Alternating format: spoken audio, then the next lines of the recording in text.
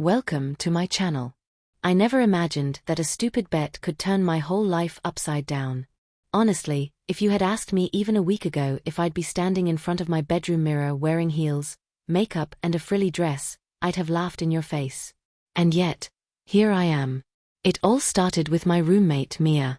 She's the type of person who's confident, effortlessly stylish, and a little mischievous. One evening, while we were chilling on the couch, she tossed me a challenge. Something I thought was harmless, a small wager on who could last a week without breaking a ridiculous set of rules in our mini house games.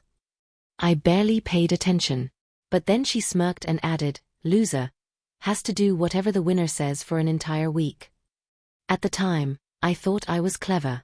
I didn't think I'd lose. I thought I could easily outsmart her. But that night, as I realized my defeat, the shock hit me like a punch to the gut. Mia grinned, her eyes sparkling with triumph, and whispered, "Well, I guess it's time for your transformation." Transformation. The word echoed in my head, both thrilling and terrifying. I wanted to laugh it off, but her tone left no room for doubt. She had already planned everything. Makeup kits, dresses, stockings, shoes. My body, my reflection, my identity. All about to be rewritten. The first time I saw myself in the mirror after Mia's styling session, I froze. The person staring back wasn't entirely me. My sharp jawline softened under layers of foundation, my eyes seemed wider, framed by long, delicate lashes, and my lips, glossy, curvy, unrecognizable. My hands, once rough from typing and video games, now looked delicate and fragile. Even my posture had shifted, forced upright by the high heels she insisted I wear. "Do you like your new look?" Mia teased, circling me like a predator admiring her prey. I felt my face flush. My mind raced.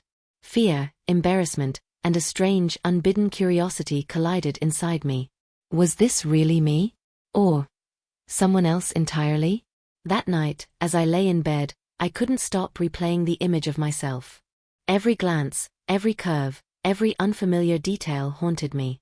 The thought of leaving the room like this tomorrow, facing the world, was both mortifying and strangely exciting. I realized then that this challenge wasn't just about losing. It was about becoming someone I didn't know I could be. The morning after my first full transformation, the world felt different.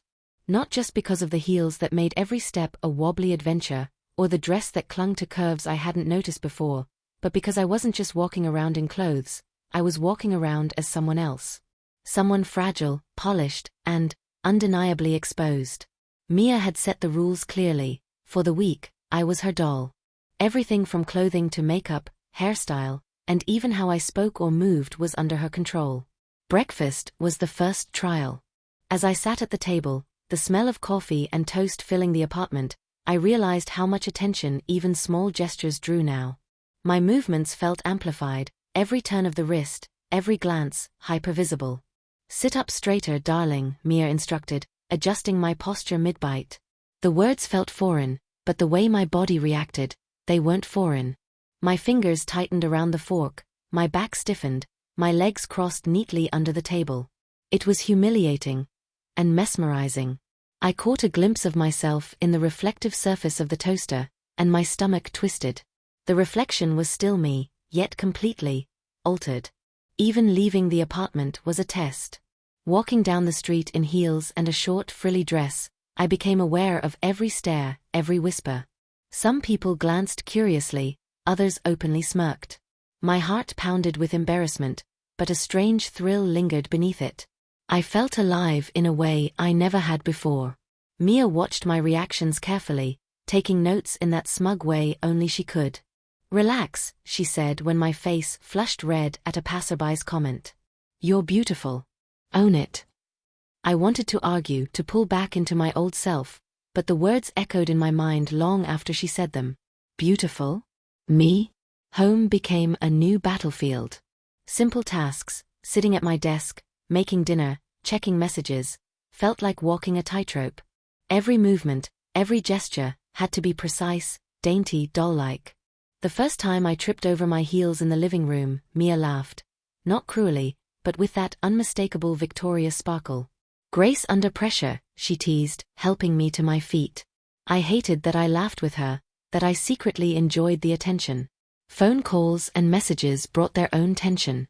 My friends noticed something different, of course.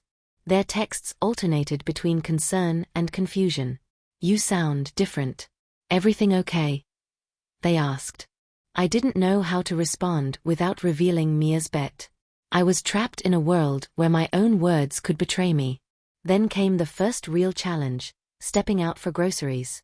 I tried to blend in, walk normally, but every reflection in the shop windows made me flinch. My reflection caught me mid-step, fingers brushing the hem of my skirt, adjusting the straps, making sure nothing slipped out of place. And each glance back, each accidental meeting of my own eyes, sent a jolt of self-consciousness, and something else I didn't fully understand through me. Mia stayed nearby, camera in hand at times, documenting, encouraging, teasing. "Smile for me," she whispered, "you look perfect."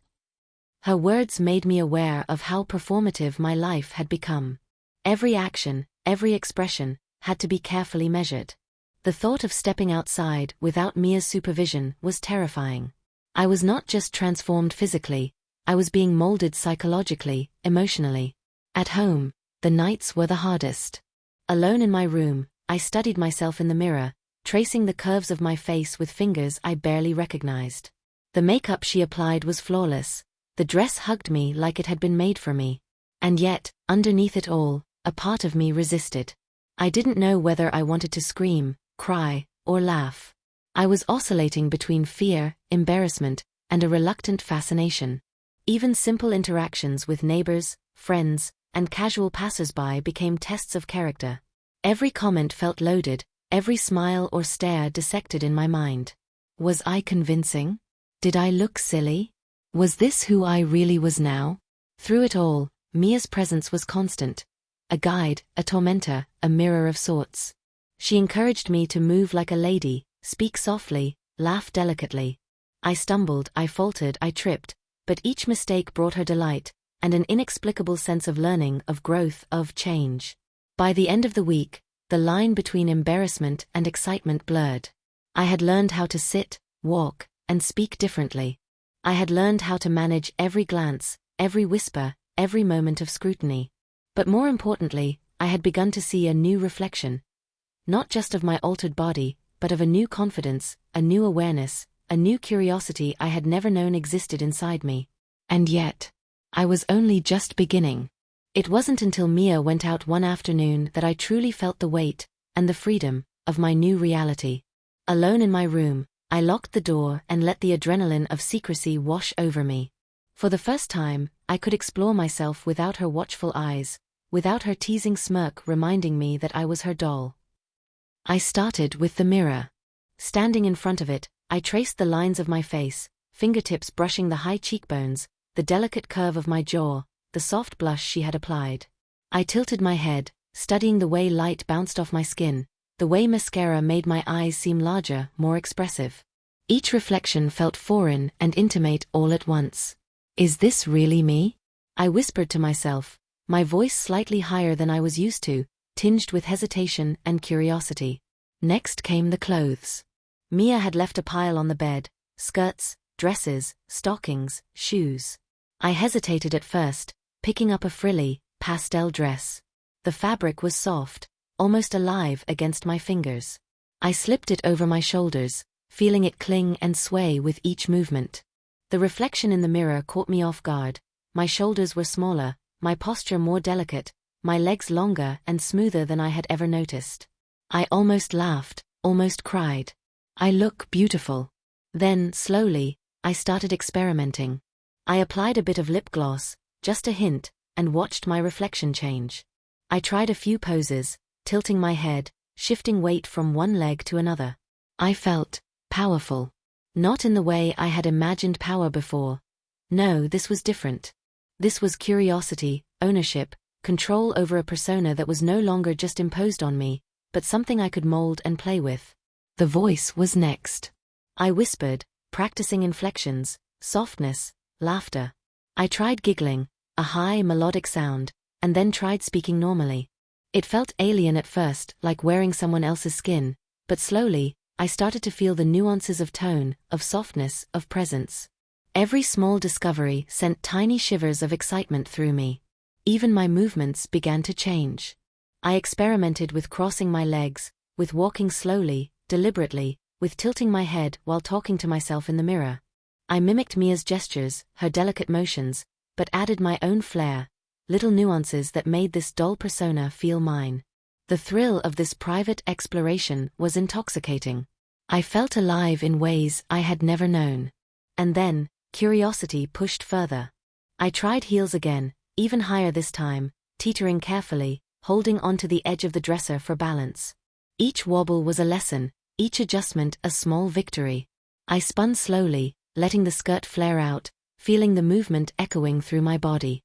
The reflection smiled back at me, teasing, daring me to go further, to embrace this new side fully. Hours passed without me noticing. I tried different outfits, different hairstyles, experimented with makeup subtly, eyeshadow here, blush there, exploring every facet of this new identity. Each discovery was thrilling, each mistake educational. For the first time in my life, I wasn't just following rules, I was creating them.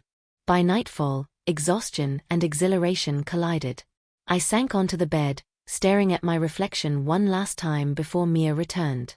I had discovered something unexpected, a part of me that had been dormant, a curiosity, a fascination with beauty, with performance, with self-expression. I realized I didn't just look different. I felt different, more aware, more conscious of every movement, every glance, every emotion. When Mia returned, I tried to hide my excitement, but she caught it instantly. "Enjoying yourself?" she asked, one eyebrow raised.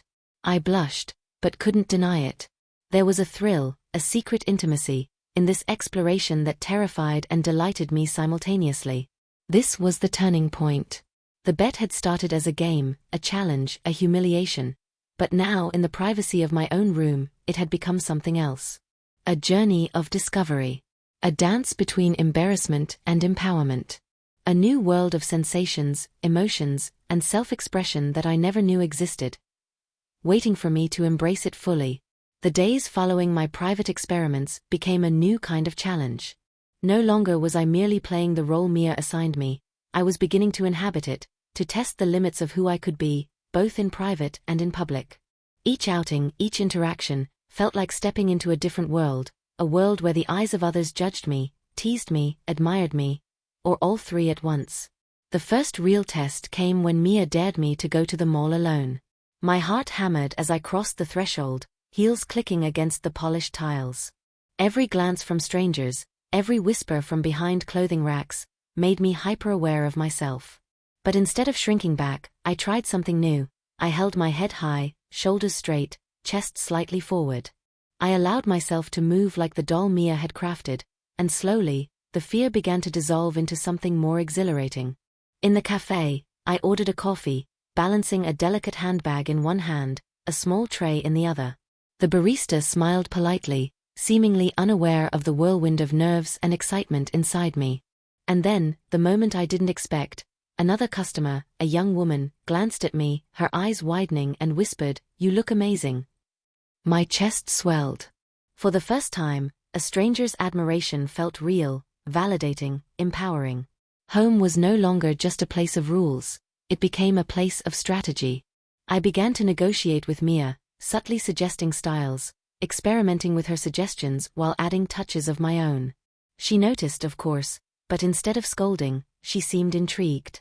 "You're learning fast," she said one evening, her smile proud. "Soon, you won't even need me."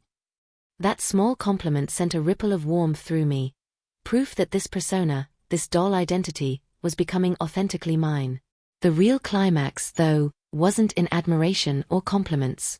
It came unexpectedly one evening, when Mia challenged me to attend a small party as myself, the doll fully unleashed. I felt my stomach knot as I approached the door, every reflection in the windows showing me a stranger I had grown to know intimately. Inside, people paused, glanced, whispered, but instead of cowering, I owned it. Every step, every gesture, every smile radiated confidence. I laughed delicately at jokes, flirted subtly, and felt a sense of presence I had never experienced as my old self. And then, the confrontation. One of my old friends recognized me. For a moment, panic gripped me. I saw the question in their eyes. Is this really them? But instead of retreating, I met their gaze, smiled and said, yes. This is me. There was hesitation, surprise, and finally acceptance. The fear, the anxiety, the self-doubt that had plagued me for days dissolved in a single moment of courage. Returning home that night, Mia was waiting, a sly grin on her face. Well? She asked. Did my little doll survive the real world? I laughed, exhausted, exhilarated, and replied, more than survived, I thrived. Her expression softened, proud, almost maternal. And for the first time, I realized something profound. This wasn't just a bet, a challenge, or a joke. It was a journey. One that revealed strength, resilience, and beauty I hadn't known I possessed. The days that followed were different. I still wore heels, still experimented with makeup and clothing, but now with intention and choice.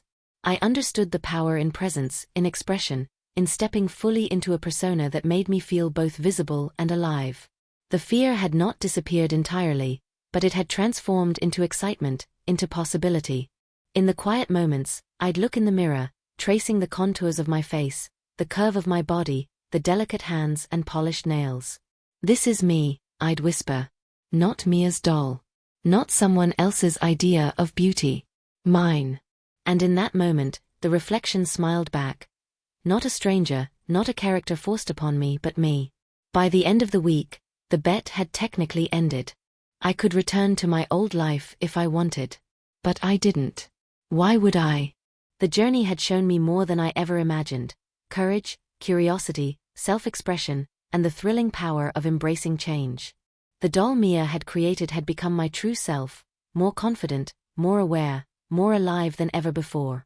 And so, as I sit here reflecting on the week that changed everything, I realize that sometimes, losing isn't the end. Sometimes, it's the beginning of discovering a side of yourself you never knew existed, a side that is delicate, daring, and utterly unstoppable.